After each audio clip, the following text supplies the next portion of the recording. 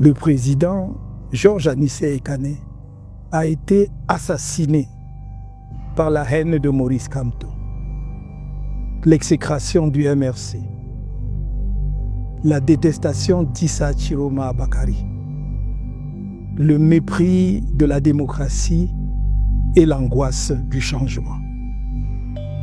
Au regard des circonstances qui entourent sa mort, celle-ci ne peut être regardée autrement que comme un authentique crime d'État.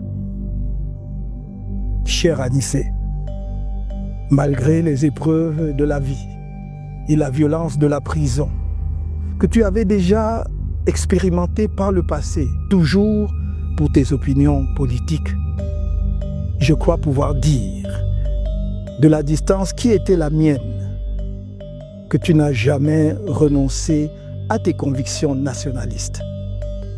Je parle de ton attachement profond à un Cameroun véritablement libre, souverain et soucieux du bien-être de tous ses enfants. Malgré des moments de confusion et de relâchement, ces convictions sont restées comme une veilleuse au fond de toi. Il faut plaindre les âmes errantes, vides de toute substance, qui se moquent de tout, rient de tout, et qui, dans leur dessein ténébreux, croient pouvoir banaliser ta mort héroïque. Ils espèrent pouvoir distraire le peuple camerounais, comme ils l'ont fait si souvent dans le passé, face à des morts jamais élucidées, et échapper ainsi à leurs responsabilités juridiques, politiques, morales et historiques pour l'assassinat froidement exécuté d'un compatriote malade, dirigeant politique connu, uniquement pour cause de divergences dans les choix politiques.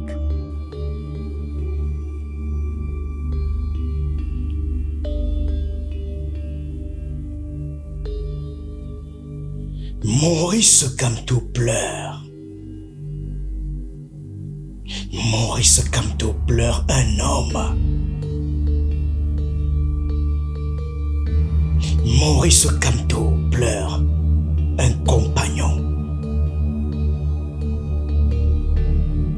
Maurice Kamto pleure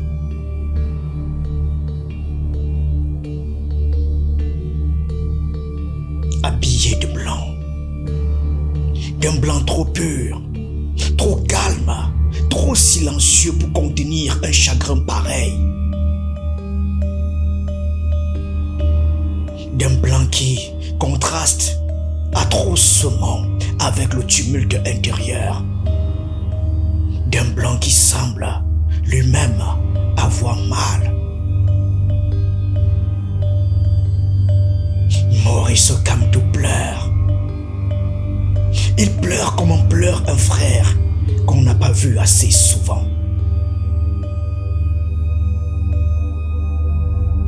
Il pleure comme on pleure un ami qu'on pensait avoir encore demain.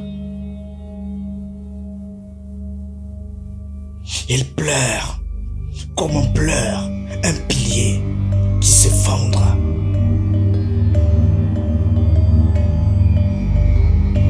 Il pleure comme on pleure une lumière qu'on n'a pas su protéger.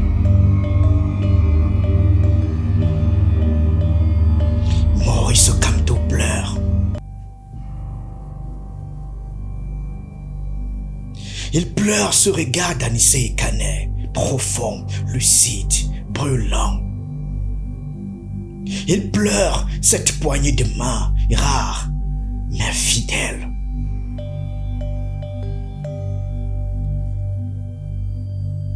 Il pleure ces conversations où les mots devenaient des armes, des prières, des stratégies, des rêves.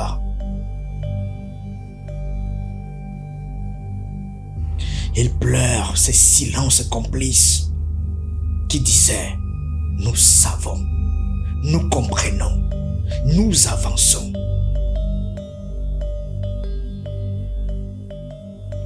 Maurice Kamto pleure.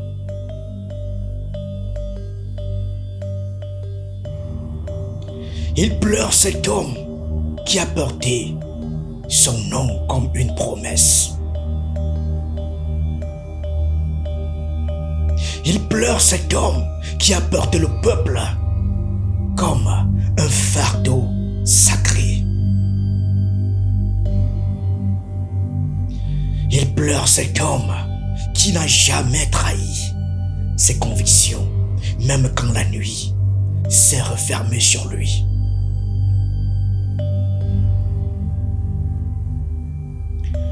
Maurice Kamto pleure.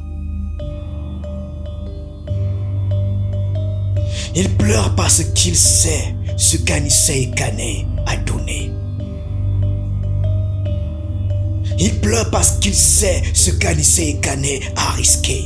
Il pleure parce qu'il sait ce qu'Anissé Kane a perdu. Il pleure parce qu'il sait surtout qu'Anissé n'a pas eu le temps de voir.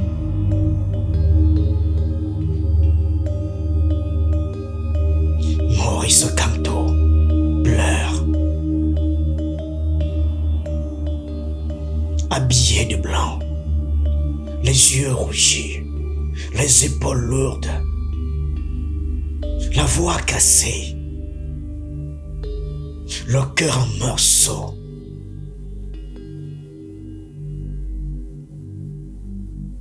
Maurice Kamto pleure.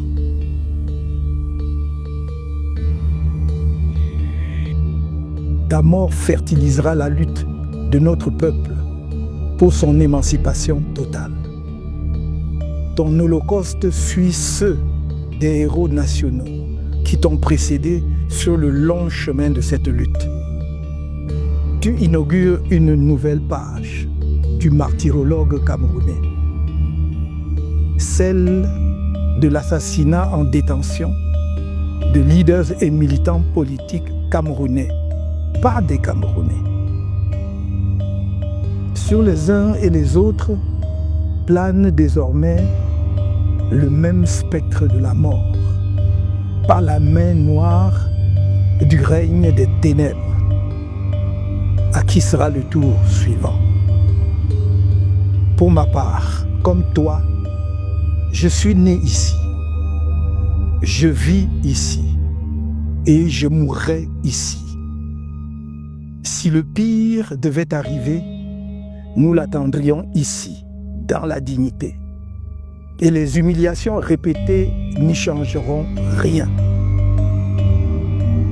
Cher Anissé, ta mort inaugure une nouvelle phase de la lutte, celle où les Camerounais sont revenus de toutes leurs illusions, mais où leur ardeur sera décuplée afin que tu ne sois pas mort en vain et qu'ils aient un jour l'occasion de célébrer ta grandeur d'âme, le panache avec lequel tu as quitté la scène au terme d'un parcours remarquable en cette année 2025. Car de la grandeur, tu nous en as montré. Au moment où nous t'avons approché pour obtenir l'investiture du Manidem à l'élection présidentielle d'octobre dernier. Alors que tous avant toi avaient exigé de l'argent, on en est resté ensemble sur les idées. Et tu fus manifestement sensible à l'appel de l'histoire. Lorsque je me fis auprès de toi l'écho de cet appel, j'ai pu noter à quel point il a résonné en toi. Mais je ne pouvais me douter que tu entrerais aussi vite au panthéon des martyrs de la lutte du peuple camerounais. On se préparait à te poser des lauriers bien mérités le moment venu. Et plus il pleure, et plus son corps tout entier semble se couper, comme si la douleur avait un poids, comme si le chagrin avait une densité, comme si le manque avait une gravité propre. Maurice Kamto pleure. Il pleure Anissé Kane. Il pleure ce Cameroun qu'Anissé voulait libre. Il pleure cette alliance scellée dans le feu de l'histoire. Il pleure ce flambeau transmis trop tôt. Il pleure cette lutte à poursuivre désormais sans lui. Il pleure cette lutte qui n'a pas été achevée. Maurice Kamto pleure. Il pleure Anissé Ekane. Et dans ses larmes, il y a le peuple.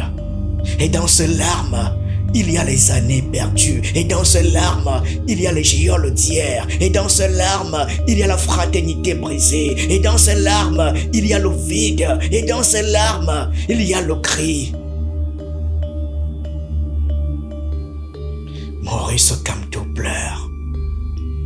Il pleure Anissé Ekane. Il pleure encore. Il pleure encore. Il pleure encore. Encore. Encore. Encore.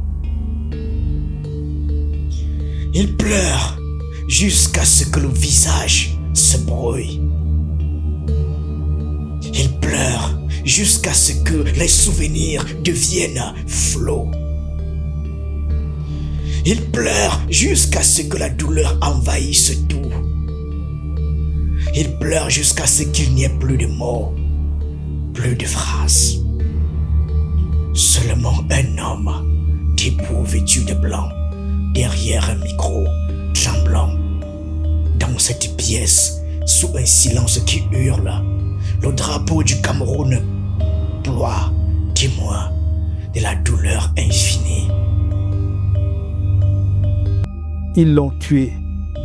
Ils ont tué le président du Manidem, Georges Anissé Ekane. Depuis ma déclaration du 25 septembre 2025, faite sur la base de la résolution du Conseil national du MRC du 6 septembre 2025, par laquelle il était laissé à chaque électeur la liberté de voter en son âme et conscience pour un candidat de l'opposition de son choix, je m'étais imposé le silence, car notre parti était et demeure à ce jour dirigé par le président national par intérim, M. Mamadou Yakuba Mota. J'ai repris la parole le 17 octobre face à la gravité des premières violences post-électorales pour exhorter à la retenue, à l'esprit de discernement, au respect de la vie humaine et du verdict des urnes. La tragédie du moment présent m'impose de prendre à nouveau la parole, simple militant que je suis de mon parti, après la concertation d'usage, en raison des liens qui se sont tissés entre le président Anissé Ekane et nous, dans la perspective de l'élection présidentielle d'octobre 2025. Sa mort en détention heurte violemment les consciences. Je porte en mon âme son deuil que ravive le souvenir de chacune de nos rencontres, pourtant si peu nombreuses. Je m'étais promis de rendre visite au président Ekane, au professeur Jean-Calvin Abaoyono et à M. Dieucam Tchamini après la convention extraordinaire du MRC prévue le 29 novembre 2025. Ce jour-là, j'ai convenu avec quelques-uns des avocats qui accompagnent ces détenus politiques de faire cette visite hier lundi 1er décembre 2025 à 9h. Le jour dit, alors que je m'approchais du secrétariat d'État à la Défense, où ils sont détenus au camp Yayap à Yaoundé, j'ai appelé un des avocats pour avoir leur position. C'est avec le décès d'Anissé Ekane qu'on m'a accueilli. Anissé Ekane. Anissé Ekane. Anissé Ekane. Ce fils du peuple, ce Ce président du Manidem qui portait sa mission comme on porte une croix brûlante contre sa poitrine. Cet artisan têtu de la nouvelle indépendance qui n'a jamais courbé les chines, même lorsque le pays semblait se dissoudre dans la résignation. Quelle douleur! Pendant 50 ans, il a refusé que les rêves de nos ancêtres soient transformés en archives poussiéreuses. 50 ans à tenir bon quand tout invitait à lâcher. 50 ans à tenir droit même quand l'injustice tentait de casser les colonnes du courage. 50 ans à tenir parole alors que tant d'autres plus bruyants se vendaient aux plus offrants. 50 ans d'usure, 50 ans de mépris reçus en plein visage, de trahison cuisante, 50 ans d'exil intérieur, ces exils qui ne se voient pas mais qui creusent l'âme comme une scie lente. 50 ans de faux départ, 50 ans de portes fracassées, 50 ans de rêves recollés au fil de la détermination. Oh, quelle douleur! Et malgré tout, cette même lumière obstinée au fond des yeux, une lumière qui ne tremblait pas, même quand la nuit se resserrait autour de lui comme un étau.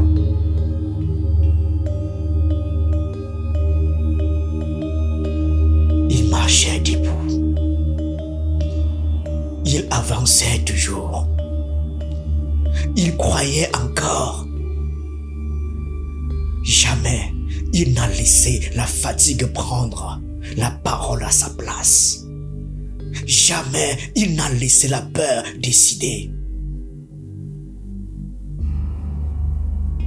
Et aujourd'hui, son absence tombe sur le Cameroun comme une chape, un poids, un vertige, un drame qui traverse les thorax, plante ses griffes dans les respirations et laisse les plus forts vaciller. Maintenant que la vie t'a été arrachée sans pitié à la lutte, ceux qui exécutent la danse macabre dans notre pays croient en leur victoire éternelle. Mais notre lutte commune, celle de tout le peuple camerounais, se poursuivra, plus puissante que jamais, sur des générations encore s'il le faut, mais elle aboutira. La paix de ton visage que j'ai contemplé lundi matin sur ton lit de mort est le serment que tu nous en donnes. La lumière brillera sur le Cameroun, inéluctablement. May your soul rest in perfect peace.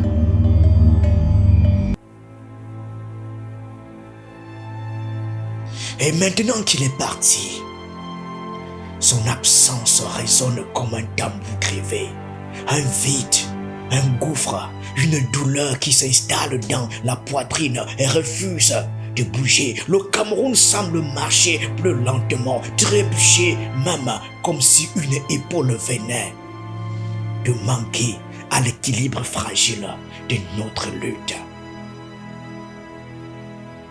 Et voilà que les larmes montent.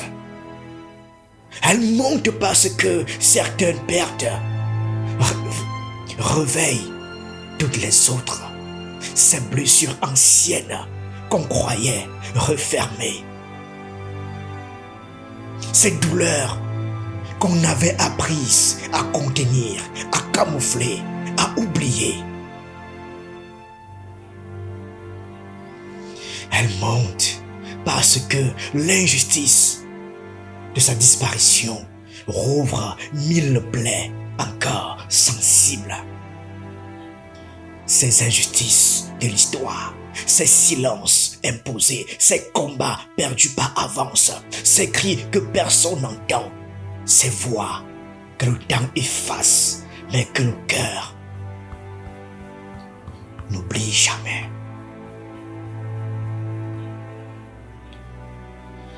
Ces larmes montent parce qu'Anissé Kane avait cette manière unique, inimitable, presque magique, de vous faire croire, même dans les nuits les plus longues, les plus froides, les plus sans étoiles, que l'aube n'était jamais loin. Que malgré tout, malgré la fatigue, malgré la peur, malgré les trahisons, le jour se lèverait sur ce Cameroun. Et maintenant qu'il s'en est allé,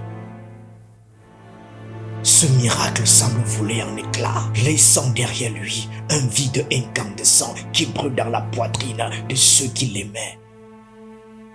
Oh, Anissé Kane, ces larmes-là, elles sont chaudes, elles sont lourdes, elles ruissellent comme le sang des héros oubliés,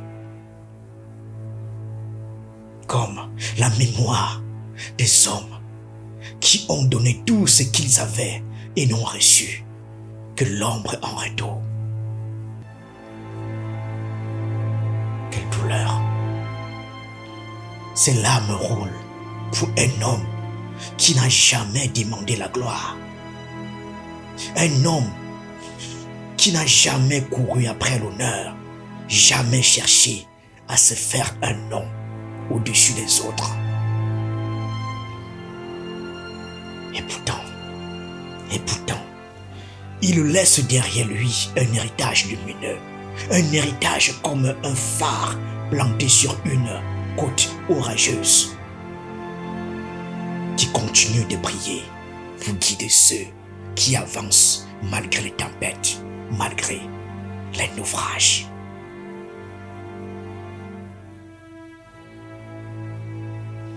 Chaque larme aujourd'hui n'est pas seulement pour l'homme qu'il était, mais pour tout ce qu'il a représenté. La constance, la fidélité, le courage, l'amour inébranlable du peuple. Voilà ce qu'était Anissé Kane.